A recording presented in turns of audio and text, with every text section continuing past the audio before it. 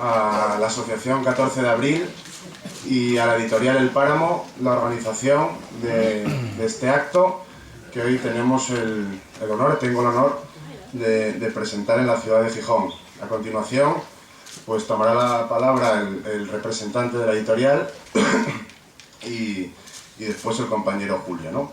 Y en segundo lugar, compañeras y compañeros, amigos y amigas, bienvenidos a este acto cultural y político, pero sobre todo, bienvenidos a este acto de rebeldía, cuyo protagonista es un hombre de carne y hueso que para muchos sigue encarnando ese ejemplo de rebeldía, honestidad y coherencia que ensalzan a los que luchan, como diría Bertolt Brecht, no uno ni dos, sino todos los días. Un hombre con el que los que somos más jóvenes crecimos escuchándolo en la televisión y nos preguntábamos, ¿quién será este hombre de barba poblada al que se le entiende tan bien y habla tan claro? Y nos preguntamos, ¿por qué cada vez quedan menos de esos hombres, de los imprescindibles? Un hombre que no se arrugó ni agachó la cerviz, sino que defendió, mientras otros se avergonzaban de su pasado, la vigencia y la necesidad histórica de seguir organizando las ideas en torno a eso que se llamó y se llama Partido Comunista, dándole una vez más realidad a esa consigna que Gramsci nos legaba de que las ideas no viven sin organización. Un hombre que supo situar al enemigo, pero aún más importante, supo desenmascararlo, esbozando aquella tesis de las dos orillas. ¿Os acordáis? De un lado, los empresarios, los banqueros y sus representantes políticos, el PSOE y el PP, y del otro lado, los trabajadores, las gentes de a pie, los que no tenemos más que nuestra fuerza de trabajo para sobrevivir, y, cómo no, aquellos más concienciados que deciden dar un paso al frente y luchar por nuestros derechos en las instituciones, pero sobre todo en las calles. Un hombre que nos enseñó a no pactar con el diablo a cualquier precio, ya que el riesgo de descender a los infiernos era altísimo, y evocó que la única manera de sentarse en una mesa con Lucifer era presentándole algo que se llamaba programa, programa, programa, que parece que a muchas de las personas que hoy están en la política actual se les ha olvidado.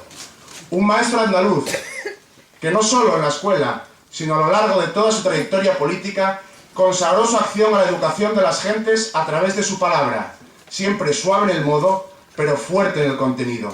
Unas palabras que hilaban e hilan un discurso sin ambajes ni eufemismos baratos y que arroja una luz de esperanza para los que queremos transformar el mundo. Un hombre recién salido de una pintura del Greco que rescató de las catacumbas la lucha por la Tercera República, la lucha por la actualización de esa república pisoteada por el fascismo y olvidada por aquellos que nos hicieron tragar con esta monarquía impuesta por Franco y que hoy se autodenominan de izquierdas. Un corazón rojo, infatigable e incorruptible, que bombea la acción de un verdadero, como diría Rousseau, animal político, que hace unos cuantos años en Mieres nos decía que la primera batalla contra el estado actual de las cosas empieza por uno mismo, que es imprescindible derribar a ese leviatán interno que representa lo viejo para poder transmitir lo nuevo. Esa sociedad nueva en la que la gente esté por encima de los beneficios de unos pocos, esa que está en marcha por las leyes imparables de la lucha de clases, pero que hay que empujar y sobre todo organizar. Un hombre, como bien dice el libro que hoy nos presenta, que cambió de trinchera, pero no de guerra. Un político que se puso al servicio de construir, como diría José Martí, trincheras de ideas, las cuales valen mucho más que trincheras de piedras. Ante nosotros, se encuentra una especie de elegido, que entre humo y metralla, contento y desnudo, iba y va matando canallas con su cañón de futuro. Compañeros y compañeras, muchos lo llaman califa, otros simplemente lo llamamos, y aquí lo tenéis, camarada Julio Anguita.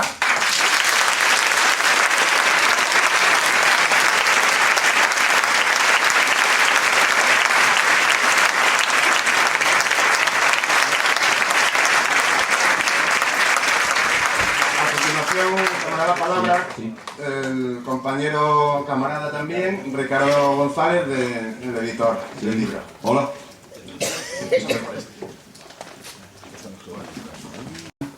Oviedo y hoy estamos en Gijón. Gracias por la calor, nunca mejor dicho, pero por el acogimiento y el recibimiento y agradecerle a los amigos, amigas, compañeros, camaradas, compañeras, medios de comunicación y autoridades que se encuentran con nosotros, y como no, a la mesa, a José Enrique, por ese ímpetu. Creo que tenéis un buen secretario político del PC, del PK en este caso, y bueno, pues les pido también solidaridad, ayuda para poder salir aquí en Asturias un poco de esas cosillas que tenemos que vivir. Como decía, hablando del libro Julio Anguita, es y ha sido un hombre político, un hombre reflexivo, un hombre analítico. Los escritos que conforman este libro que venimos a presentar hoy, Combate de este tiempo, son un fiel reflejo de las ideas que habitan en la mente y la palabra de Julio. Os sorprenderán la vigencia de los textos y discursos que van parejos a su trayectoria vital en la política desde finales de los 70, con los que Julio Anguita nos invita a pensar sobre el pasado y el presente de este país. Fue en un encuentro con Julio cuando decidimos hacer el libro, de un total de casi 3.000 artículos, y se hizo una selección que estaba en el libro porque comentábamos que eran vigentes tal como decíamos, como el máster, ¿no? Es decir, que de aquellos polvos estos lodos, como él bien os comentará, o en el debate vosotros le preguntaréis. El libro se abre con el discurso fúnebre ante el cadáver de Pasionaria, el día 16 del 11 del 89 en la Plaza de Colón de Madrid. Y para cerrarlo con otro discurso excelente en Cáceres el 23 de febrero del 99 con el compañero y poeta José Saramago. Y hoy os leería un pequeño texto como empieza el discurso, porque creo que es acorde con el acto. Y dice así: hubo un hombre llamado Galileo Galilei, dedicado al estudio, ahora encerrado viendo los astros, sacando las conclusiones de su observación, que descubrió que la Tierra no estaba en el centro del universo, que se movía, y por tanto era el Sol el que ocupaba el centro y en torno al cual los planetas, y entre ellos la Tierra giraba. Aquel descubrimiento se enfrentó a la verdad institucionalizada del Vaticano, la Iglesia, las creencias populares del momento, y la insistencia en el mantenimiento de lo que él había descubierto le costó ir a juicio. Y frente al acusado, ¿cómo podía pensar él que se había equivocado Aristóteles? ¿Cómo podía pensar él que las sagradas escrituras mentían? ¿Cómo podía atreverse él, un ingenuo sabio, a pesar que había descubierto algo que fuese en contra de lo que el magisterio de la Santa Madre Iglesia venía diciendo hacía siglos? Y sobre todo, ¿es que acaso el pueblo no clamaba contra aquel que se atrevía a poner en duda la centralidad del planeta Tierra?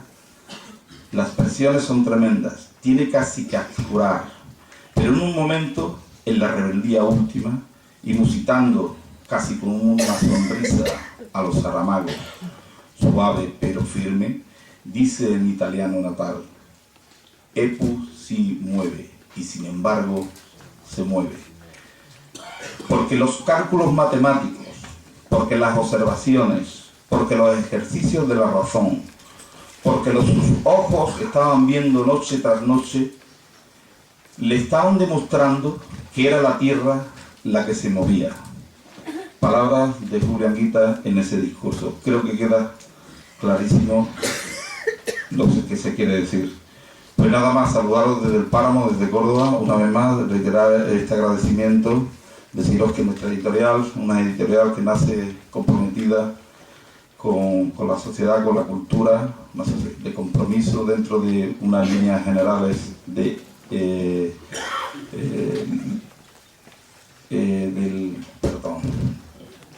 dentro de los principios de libertad, igualdad y fraternidad. Y nada más, yo creo que tienen ustedes a Julio, luego pasaremos a un debate, y muchas gracias por acogernos como nos acogen aquí en Asturias. Gracias.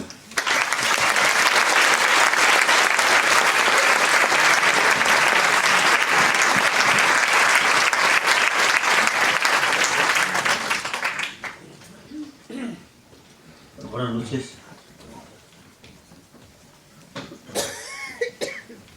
Yo voy a empezar mi exposición, como siempre intento, quizás porque mi profesión, a la que he dedicado mucho tiempo, ha sido la enseñanza. Y yo he querido que mis alumnos, más que aprendieran lo que yo decía, aprendieran a pensar, a reflexionar. Mi intervención de hoy, por tanto, quiere provocar en vosotros una reflexión, que vuestras cabezas comiencen a pensar y a sacar las conclusiones. Y para eso voy a comentar dos noticias de los informativos de hoy. Para empezar, la primera es el jolgorio, la inmensa alegría que en determinadas zonas de España, medios de comunicación, políticos, ha habido con la victoria de François Hollande. Y después la estupefacción con la que los resultados han dejado a Grecia con un parlamento muy dividido, en donde los partidos mayoritarios, hasta hace poco tiempo, han sido diezmados. Vamos a comentar esto un poco. Somos un país tremendo. En cada momento hay un hecho revolucionario. El 7, 7 y 1 minuto, 7 y 2, 7 y 3. Somos incontinentes a la hora de hablar. Hombre, es mejor que haya perdido Sarkozy. Pero François Hollande, se abre un interrogante. Vamos a ver. Vamos a ver. Pues nada, esto es el inicio del cambio, Europa va a transformarse, y lo malo, compañeras y compañeros, que el pueblo se lo sigue creyendo. Eso es lo dramático. A mí que digan los locutores o los comentaristas, a lo mejor viven de eso. Lo primero que ha hecho, me lo ha comentado el camarada Paco de Asís, François Hollande, es solicitar una entrevista con el G20, con Barack Obama, con la OTAN y con la señora Merkel. Tal vez porque realmente él está reconociendo como futuro presidente dónde está el poder. El poder económico, el poder político y el poder militar. No está mal si es por reconocimiento. Pero yo quiero utilizar la memoria para recordar que también François Mitterrand inició un gobierno de izquierdas que tuvo que claudicar ante las presiones de todas estas potencias. ¿Qué estoy diciendo? Que está muy bien que haya comenzado una esperanza, que ojalá no sea un espejismo, y que hay que ver en qué acaba esa esperanza. Y lo mejor que podemos hacer es empezar a ocupar zonas de la calle defendiendo las posiciones que parece ser que va a tomar y exigiéndolas que se tomen en España. Si François Hollande comienza a hacer una política siquiera medianamente contraria a lo que hay ahora, hay que apoyar a ese hombre. Y hay que apoyarlo, si va en ese camino, intentando empujar aquí en España. Es lo mismo que si yo fuese, por ejemplo, presidente de gobierno de España y me atreviera a enfrentarme a lo que hay, me gustaría que los franceses se echasen a la calle y los griegos y los italianos. Hablo de los trabajadores. Porque el combate es europeo. ¿Me vais entendiendo? Por tanto, ante la información, creo que alegría, pero muy mesurada, esperando a ver qué es lo que pasa. Porque lo que hay enfrente no es manco, ni es moco de pavo. La segunda, el resultado de Grecia. ¿Por qué va a pasar? Un país fragmentado, dividido, porque ha sido un país invadido por sus propios políticos y sus propios banqueros. La banca griega, el capitalismo griego, que entre otras razones ha evadido 200.000 millones de euros en estos últimos años, pues ha invadido su propio país, al dictado de unos extranjeros, como en España, al dictado de los mercados. Yo creo que ha cometido un delito de traición para con los griegos. Y cuando eso ocurre, el pueblo griego comienza a tomar distintas opciones y ha producido un Parlamento que demuestra la situación de caos en la que vive la población. Está angustiada. Se han dado casos de suicidios. Y por tanto, esto es. Habrá que ser muy inteligentes en Grecia, las fuerzas que están por cambiar las cosas, y tienen que tener el apoyo de todos nosotros. Como pueda, con la palabra, con la acción, intentando saber qué es lo que va a pasar. Porque en Grecia también se abre una posibilidad, esperemos, no lancemos las campanas al vuelo, de que podamos invertir las cosas.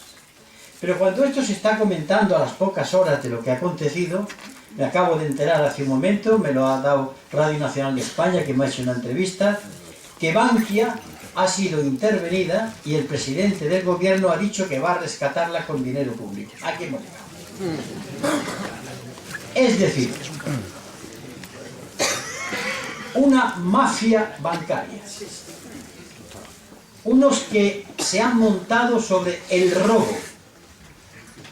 Unos que han estafado el dinero público, han hundido a la banca. El Estado español invierte dinero de los españoles en reflotar esa banca. Esto no es nuevo. Viene ocurriendo hace decenas de años. Es decir, se socializan las pérdidas, hemos perdido, a repartir la pérdida, y cuando hay beneficios son para mí. Esta filosofía tan extendida no entre los banqueros, los agricultores de mi tierra, cuando hay una mala cosecha, la mano, pero cuando hay beneficios, la mano en su cartera. Asumida muchas veces por el propio pueblo. Es una auténtica injusticia que la gente no exige que sea reparada. Y además, cuando esto ocurre, Rodrigo Rato, que es la más alta autoridad de Bankia, simplemente ha dimitido. En un país medianamente decente, tendría que ser investigado, sometido a examen por el tribunal pertinente para ver las responsabilidades que ha tenido. Se va y aquí no ha pasado nada. Y se va y no ha pasado nada si fuese con dinero de Bankia. Pero es con dinero de todos los españoles en la medida que el gobierno va a inyectar dinero nuestro. ¿Cuántas veces está ocurriendo esta operación? Miles de veces. Ante la pasividad de las organizaciones y la pasividad del pueblo español. Yo no generalizo, pero tengo que decir con mi experiencia, y a veces indignado, que como pueblo tenemos unas tragaderas tan grandes como las cataratas del Niágara. Y esas tragaderas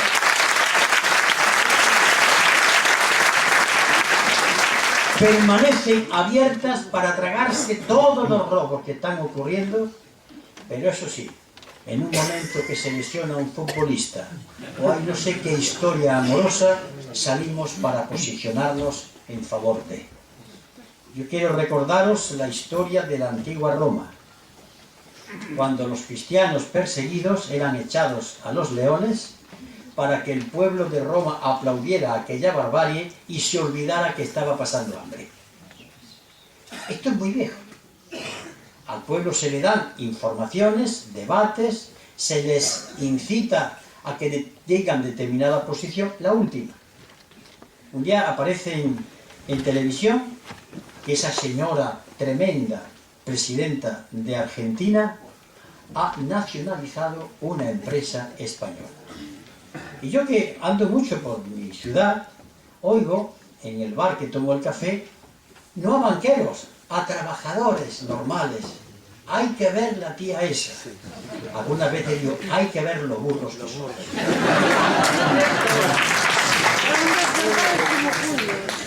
La tía esa no ha hecho sino utilizar un mecanismo que está en la Constitución española.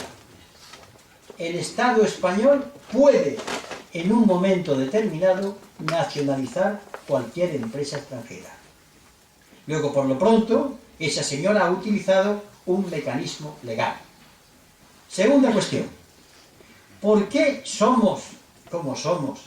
Que cuando un locutor en televisión dice han atacado a una empresa española, pensamos primero en la palabra española y no en la palabra empresa. ¿Por qué embestimos tantas veces al mismo capote? ¿Por qué somos todos bravos, es decir, todos tontos? ¿Por qué un toro que no fuese bravo embestiría al torero y no al capote? Seguimos insistentemente dejándonos llevar por la televisión.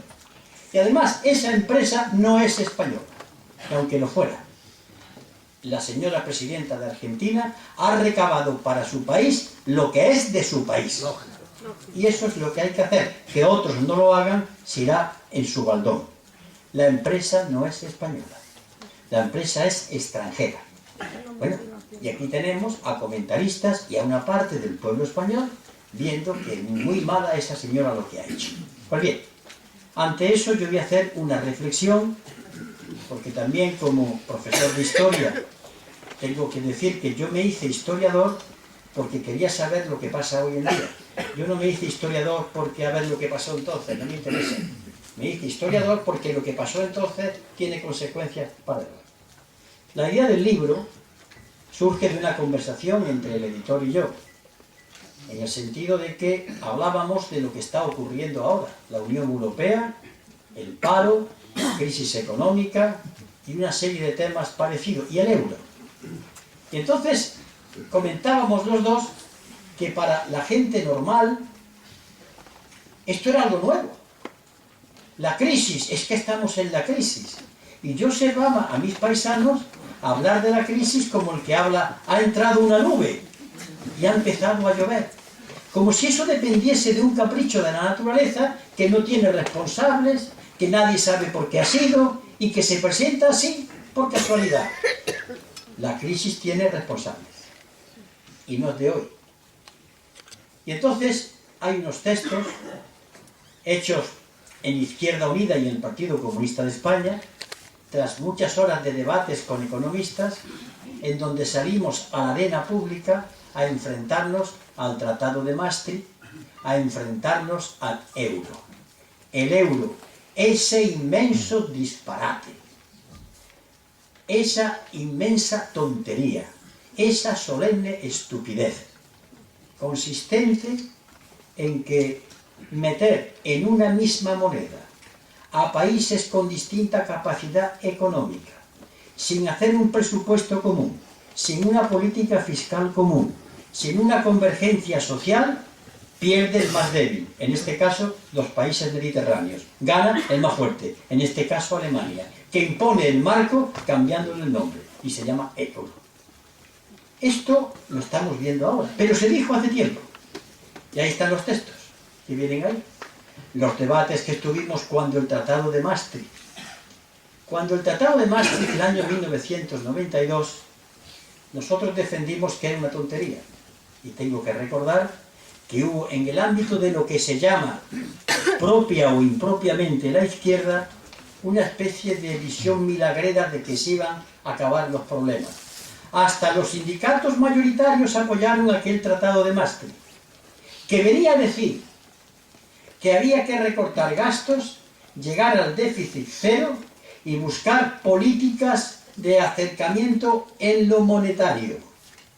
Pero el Tratado de Maastricht se olvidó de hablar de la Unión Política de Europa. Y vino la moneda única. ¿Y qué trajo la moneda única? ¿No recordáis vosotros un hecho muy simple? Un euro, 20 euros. 20 duros. ¿Quién ha dicho que un euro sea 20 duros? Pero para la mentalidad de la gente, un euro era como los 20 duros. Y entró. Y siguió entrando. ¿Y qué ocurre? Que España, más débil industrialmente hablando, porque los distintos gobiernos, no solamente de la derecha, sino de los anteriores hasta el de Felipe González, han ido acabando con la industria española. Lo tengo que contar aquí en Asturias, las industrias del Estado, ¿o no lo sabéis? Han estado vendiéndose, vendiendo. Nos hemos quedado sin tejido industrial. ¿A cambio de qué? A cambio de que entramos en Europa. Me ha recordado la visión de ciertos pueblos de mi tierra, del campesino modesto que tenía el casino de los pequeños propietarios, pero que aspiraba a entrar en el casino de los grandes señores. La estupidez y la cretinez de pensar con complejo de inferioridad que aquellos son superiores. Es un hecho muy hispánico y muy propio de ciertos políticos con complejo de inferioridad. Pues bien, Cuando esto ocurrió, nosotros nos enfrentamos, nos dijeron de todo, y están ahí los textos. Si le tapáis la fecha, veréis que parecen hechos ahora. Y hay algunos del 77, del 80, del 80 y tantos. ¿Es que teníamos nosotros una visión especial? ¿Estábamos tocados por cualquier divinidad y entrábamos en trance y veíamos lo que iba a ocurrir? No. Simplemente que teníamos una manía, que me gustaría que continuara, que éramos hombres y mujeres que estudiábamos.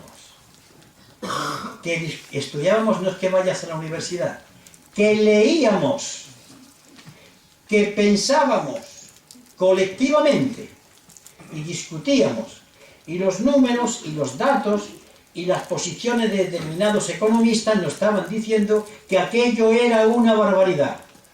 Pero hay que ver la gente, el euro, Europa, ya está ahí la barbaridad. Pero esa barbaridad, repito, no ha venido de pronto, está ahí, en esa época, en ese momento. Lo mismo que cuando se plantea otras barbaridades. Se nos ha dicho que el Estado no sabe administrar las empresas. Se nos ha dicho que es mejor que las empresas las privatice el Estado y pasen al sector privado, porque en el sector privado las empresas se administran mejor. No es cierto. Hay empresas que se han privatizado y han acabado en la ruina, porque hay otro problema. ¿Por qué se han privatizado las empresas? Por una razón que le venden al pueblo y a veces dice, pues está bien. Es que si yo vendo las empresas, recojo dinero que lo puedo invertir en hacer obras y redunda en beneficio del pueblo. Y así pago trampas, pago el déficit. Bien, imaginaros a Juan Sánchez García, que tiene un déficit, es decir, él gana todos los meses 100, pero el gasto de comida y de ropa y de la luz y el gas son 120 y no puede bajarlo. Tiene un déficit de 20. ¿Qué puede hacer Juan Sánchez García para que ingresen 120 euros, que es lo que gasta? Se llama eso el déficit estructural. El déficit que tiene por vivir todos los días. No ha comprado nada, no ha tenido ropa cara, no se ha ido de viaje. El déficit por vivir es un déficit estructural. Está en la estructura de funcionamiento de la familia. Puede hacer dos cosas. O bien se aprieta más el cinturón, se hace una operación de estómago para comer menos, o busca trabajo, busca otro ingreso. Bueno, es normal que se le diga que busque otro ingreso. Este es el sentido común. ¿Pero qué es buscar otro ingreso cuando el Estado lo dice? Pues puñeta, sacar el dinero de donde está. ¿De dónde va a venir? De los impuestos de los que tienen, de la SICAP, que son empresas de inversión de capital variable que tenían que pagar al 18% y pagan el 1%, que lo saquen de lo que en este país se estafa la Hacienda, 270.000 millones de euros. Entren ustedes en internet, busquen Gesta, con TH, una asociación de inspectores de Hacienda que viene denunciándolo hace tiempo, 270.000 millones de euros. Entren ustedes a ver la cantidad de subvenciones que reciben determinadas empresas. Entren ustedes a ver cómo se hace una amnistía fiscal. Entren ustedes a ver lo último del gobierno. Niño, no has pagado al Estado 100, pero si me das 10, quedas santificado. O bien, dentro de esa filosofía, lo que el propio Urdangarín, no se preocupe, señor juez, si yo devuelvo 10 de los 100 que me he llevado, yo no voy a la cárcel. O sea, pero no lo tragamos, que es lo duro. Que lo grave es que no lo tragamos y decimos que eso es así. Pero volviendo a lo mismo, no se buscan más ingresos, sino que se recortan los gastos en educación, en sanidad, en inversión pública, y es verdad que existe el déficit. Pero no podríamos hacer una operación que consiste, voy a intentar buscar un poco de trabajo o una actividad y el déficit lo voy a ir siguiendo, manteniendo poco a poco, a ver si lo voy eliminando, porque yo no puedo cortarme todos los días 20 euros todos los meses, porque es que muero. No, las órdenes son tajantes, hay que recortar, hay que recortar. Y entonces el discurso del recorte se viste como el discurso del bien común. Trabajadores, despido libre para que haya pleno empleo. Señoras y señores, reformas en sanidad para que haya sanidad para todos. Señoras y señores, reformas y recortes en educación para que todo el mundo tenga una educación. Y todas las medidas que se van tomando siempre terminan con la misma coletilla. Os invito a que lo veáis en la televisión cuando aparezca. Para crecer y crear empleo. Para no sé qué, crecer y crear empleo. Está lloviendo en Asturias, para crecer y crear empleo. Es una muletilla que se repite para que el inconsciente vaya asimilando que todo se hace en nuestro beneficio. Que la puñalada al corazón es para que podamos vivir. Y además decimos bendita puñalada porque esto nos va a permitir vivir. Estoy exagerando, yo lo sé, soy andaluz, pero estoy hablando de hechos que son realidades. Mi exageración consiste en esa cosa que tenemos los andaluces, de ser un poco barrocos hablando, pero lo que estoy diciendo es justamente esa verdad. Pues bien, ante ese problema del déficit, que había la opción de buscar los ingresos o hacer los recortes, se van por los recortes y se privatiza. Imaginemos otra vez a Juan Sánchez García, que el hombre tiene un déficit estructural de 20 euros. Tenía 100, gasta 120, 20. Y como no tiene ingresos, y como no está dispuesto a recortarse, piensa y tiene una idea genial. Voy a vender el tresillo y las sillas del comedor. Bien, el siguiente mes puede pagar los 20 euros. Pero el siguiente mes voy a vender lo que puedo de cocina. Otro mes más en que paga su deuda. Al siguiente mes voy a vender el dormitorio. En verano se puede dormir en el suelo. Y llega un momento que ha vendido todo y no tiene entonces con qué operar. Eso es la privatización del sector público de la economía. Han vendido gas natural, Endesa, Telefónica, el Sursum Corda han vendido y prefieren seguir vendiendo hasta que no quede absolutamente nada. No importa, porque entonces entra la empresa privada, que es la que, gracias a que ha comprado, puede crear puestos de trabajo. Sigamos el hilo. Pero la empresa privada española se encuentra que tiene que competir, porque en esta Unión Europea unos compiten con otros, no se llevan como hermanos, no. Procuremos nosotros hacerlo mejores que los alemanes, que los franceses, que los italianos para poder vender. Claro, y si los franceses y los alemanes venden, entre otras razones porque llevan muchos años investigando y tienen mejor tecnología, ¿qué nos queda a nosotros para poder vender los productos más baratos? Que los sueldos bajen. De matemática pura. Pero seguimos pensando que efectivamente tiene que ser así. Es decir, antes del euro, cuando nuestro país necesitaba vender para poder equilibrar lo que se llama balanza de pagos, acudía a la medida de devaluar la peseta. Automáticamente la peseta bajaba, pero lo que vendíamos al exterior era más barato. Aunque lo que traíamos de fuera era más caro, pero se procuraba no entrar, no traer cosas. Bueno, y así vamos tirando. Ahora no podemos devaluar la peseta porque no existe, y porque es el euro, y tendrían que devaluarlo todo, entre ellos, no tiene sentido. Se han quedado entonces sin política monetaria. ¿Qué hay entonces cuando la política monetaria no tiene capacidad para luchar?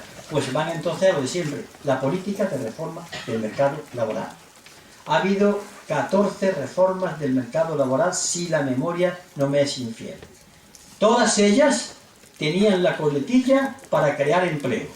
Todas ellas lo han ido destruyendo. Pero se sigue creyendo que esto es algo necesario. Pero voy a seguir con los mensajes. Como veis, con todo mi lenguaje estoy cogiendo el bisturí y estoy diseccionando el cáncer que hay aquí. Se le baja el sueldo a los funcionarios. Se fastidia. Se fastidian los funcionarios, no trabajan. Están pensando en un funcionario de aquellos que venían de la codorniz, sus manguitos, sus viseras. Pero los funcionarios son, aparte de los cuerpos y seguridad del Estado, los médicos, enfermeras y personal de la sanidad, los profesores, los carteros, los que atienden a los ancianos, y los funcionarios son inmensos. Por cierto, tenemos menos funcionarios que la media de la Unión Europea. A ver si lo vamos pillando. Menos. Los funcionarios. Y termina la degradación mental en hacer la siguiente y aberrante afirmación. Es que tienen el privilegio de trabajar. Es decir, un derecho, que es el derecho al trabajo, se transforma en privilegio. ¿Qué retorcimiento de mente hay que tener para hacer esa afirmación? La hacemos nosotros, nos la han metido en la cabeza. Tú te callas que eres un privilegiado. ¿Por qué? Porque tienes trabajo. ¿Qué es eso de un privilegio? Es un derecho constitucional. Está en la Constitución española. Pero nos han metido en la cabeza que son unos privilegiados, así que a callar. Pero hay algo más. Cuando castigan a determinado colectivo, que se fastidien, que se joroben, por no decir una palabra malsonante, pero que explicita muchas cosas. Eso estriba en una mentalidad que le gusta la igualdad, pero en el fango. Le gusta la igualdad abajo, no hacia arriba. Pues la igualdad hacia abajo, eso es un pensamiento rastrero, propio de esclavos, que quiere que los demás sean tan esclavos que están ante la igualdad. Esa igualdad en la miseria, si yo paso hambre, que los demás paso hambre, es propia de una mentalidad de esclavo. Claro, esto es la formación de una mentalidad sumisa. Nos van uniformando mediante mensajes, mediante consignas. Otra, los sindicatos no debieran cobrar ninguna subvención. Yo apunto. Pero no esto, ¿vale? Los sindicatos no cobran ni un duro. Los partidos políticos tampoco. Apuntado. ¿Ya está? Vamos a ver. Señores empresarios, en cuanto ustedes se benefician de lo que se llaman exacciones, deducciones, bonificaciones y dinero que ustedes reciben y en algunos casos trincan, ese que se sigue manteniendo. Señores banqueros, ustedes que cuando han tenido crack como consecuencia de su mala política bancaria han recibido del Estado, como en este caso de Bankia, ¿ustedes qué? Y con todo el respeto a las creencias, señores de la Iglesia jerárquica, que siguen cobrando dinero incluso cuando dijeron en el año 1979 que ya se acabó, ya han pasado unos cuantos años, ¿ustedes qué? O ustedes que le están robando al erario público. Hablo de futbolistas que cogen y declaran en países cuando si son tan patriotas tenían que hacerlo aquí. Pero los aplaudimos porque son unos genios del balompié. A ver si nos vamos espabilando. O ustedes, cantantes famosos que declaran sus impuestos en Miami y en otros sitios, ¿ustedes qué? Pero es curioso, partidos políticos y sindicatos y el resto se van. Esta operación es muy vieja. Esta la hacía el pueblo de Israel. El pueblo de Israel, cuando sentía que había ofendido a Yahvé Dios, hacía una cosa muy sencilla, muy curiosa. Cogía un cordero, iban a una ceremonia, todo el pueblo ponía las manos y descargaba los pecados en el cordero. Llegaba el sacerdote y lo apuñalaba. Hemos acabado, he aquí la víctima propiciatoria. Esa transferencia de responsabilidad a otro para escaparse de buscar el auténtico responsable es lo que uniforma nuestros pensamientos. Y seguimos tragando y seguimos cayendo en el garlito. Pero hay más, por si esto fuera poco. El porvenir que se presenta es un porvenir que una vez que pasemos la crisis, ¿por qué decir una vez que pasemos la crisis? Vamos a estudiar un poco a ver hasta dónde llega. Cuando yo estudiaba Historia de la Economía en la Universidad de Barcelona, el catedrático, que era un hombre conservador, pero era muy honesto intelectualmente, casos se dan, nos decía, don Valentín Vázquez de Prado, vamos, nos decía, miren ustedes, el sistema capitalista es un sistema que lleva en sí una enfermedad, es la crisis. Entonces, él hablaba de los ciclos de las crisis. Y había un economista que en esto había brillado a gran altura, murió en 1950, Joseph Alois Schumpeter. Este afirmó que el sistema capitalista, las crisis forman parte de su naturaleza, y que desde luego, dijo él, que él era capitalista en su mentalidad, moriría de éxito el sistema. Atención a la expresión, moriría de éxito. Vayan ustedes trasladando esto a la época en que estoy hablando. Pues bien, ¿qué mantenía Schumpeter? Que la cosa era muy fácil. El ciclo económico comenzaba, la economía está en un punto arriba, es el momento de auge. Comienza un momento de recesión, un momento de depresión, se toca fondo y volvemos a recuperarnos y vuelta a empezar es el círculo. Claro, hay un pequeño detalle que pasa desapercibido a los ojos del observador. Cuando se toca fondo y se empieza a recuperar, ha pasado algo que la gente no quiere reparar. Se han cerrado empresas, se han despedido a trabajadores. Por tanto, ¿por qué? Muy fácil. Esto lo dijo un chiquillo llamado Carlos Marx, un tontorrillo que no sabía lo que estaba diciendo, allá en el año 1847, junto con Engels, escribe el Manifiesto Comunista. Cosas de estos rojos.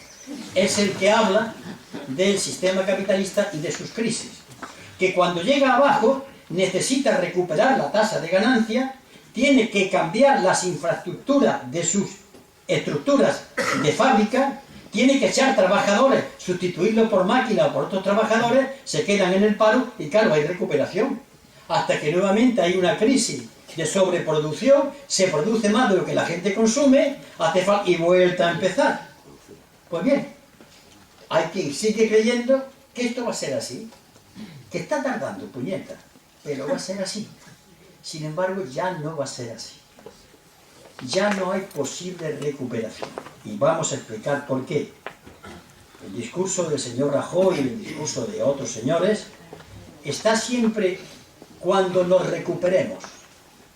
Y al aire de cuando nos recuperemos es como la fe religiosa que ya nos salvaremos, ya nos salvaremos, ya nos recuperaremos, ya vendrá el día de la gloria, que nunca llega, ni va a llegar. ¿Por qué? Durante un tiempo, la economía del mundo ha estado dirigida y potenciada, la economía capitalista, que hay otro tipo de economía, no hablo solamente de la socialista, sino de otros países de otro tipo, ha estado impulsada por la gran economía capitalista. Esta radicaba su poder en Occidente, Estados Unidos, Gran Bretaña, Alemania, Japón y unos cuantos países más. Eran los que mandaban. Invadían con sus productos los mercados, se traían las materias a bajo precio, tenían tasas de ganancia que le permitían